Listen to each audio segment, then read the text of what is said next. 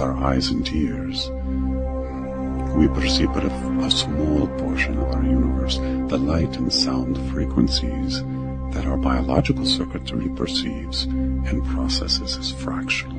And when you add space to that equation, it is infinitesimally small. It was understood that the human instrument would have its limitations, but like all things that are designed by our Creator, there are compensatory factors, which in this case is the human emotional system.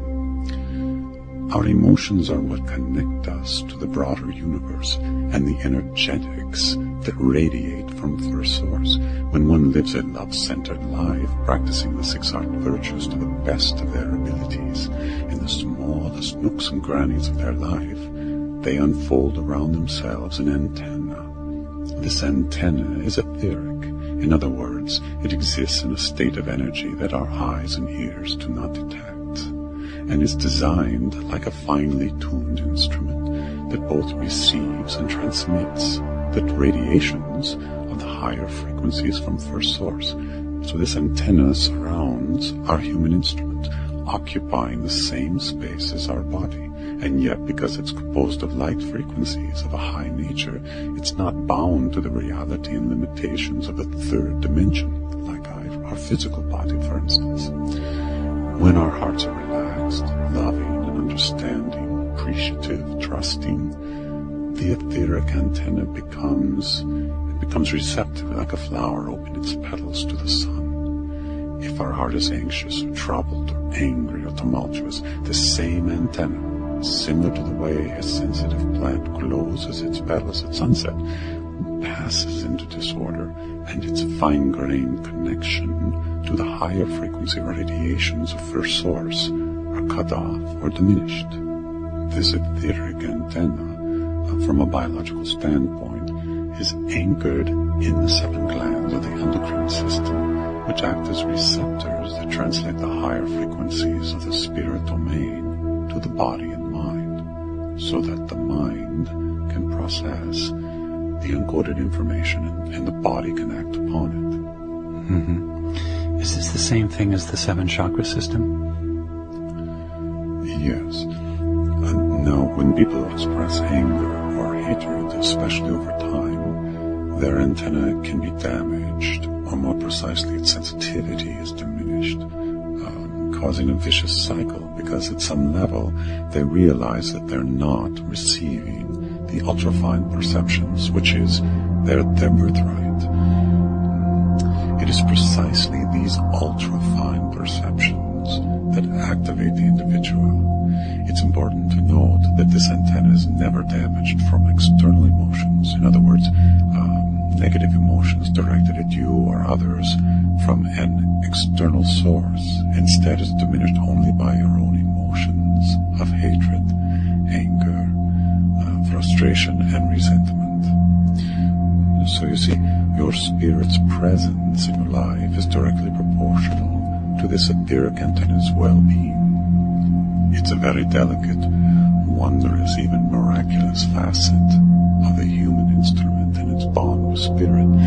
And as this antenna is unfurled, awakened, activated, strengthened, utilized, and secured, it broadcasts the incoming frequencies of light and sound, or the higher frequency radiations of First Source, to the energetic field around you, bringing you a more complete awareness of the multidimensional world in which you live. Now, this luminous field that surrounds you is not an island anymore. As I said, the islands are rising up as a continent of consciousness, and this continent is the collective entity I spoke of earlier.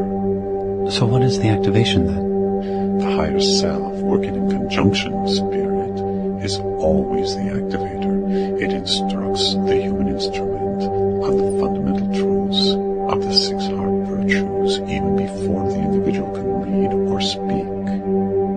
These are innate understandings. They derive from the shared pool of wisdom that is the living truth, and this pool of wisdom is the very same that angels and enlightened beings draw from. This is the access that every student of spirit seeks. Once it is found, it becomes your own. Once it is found, you realize that the circuitry of the heavens, of the material galaxies, star systems, and right down to the planet and your own human instrument, they are all aligned in a coherent design that makes the access to the shared pool of wisdom possible.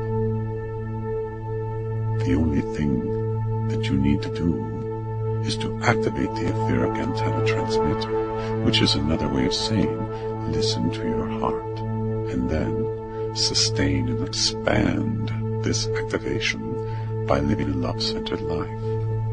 It almost sounds too simple. Yes, it is simple. There is no complexity here because it is natural. It is with the grain, where the friction of effort is removed from the task. And because of the incoming energetics of our time, the task is even simpler. I understand that there are many complex techniques related to posture and breathing and mantras and visualizations and so forth. I don't discount these techniques or approaches. Activation is a highly personal process, and if your higher self leads you to undertake these approaches, then do so by all means. But also remember that the complexity can mislead. It can create a separation from your spiritual understanding that lives ever present in your heart. What matters is not how much we know about the spiritual techniques of the so-called masters, or even how well we exercise this knowledge. What matters is our ability to love and to express this love into the finest grain realities in our lives.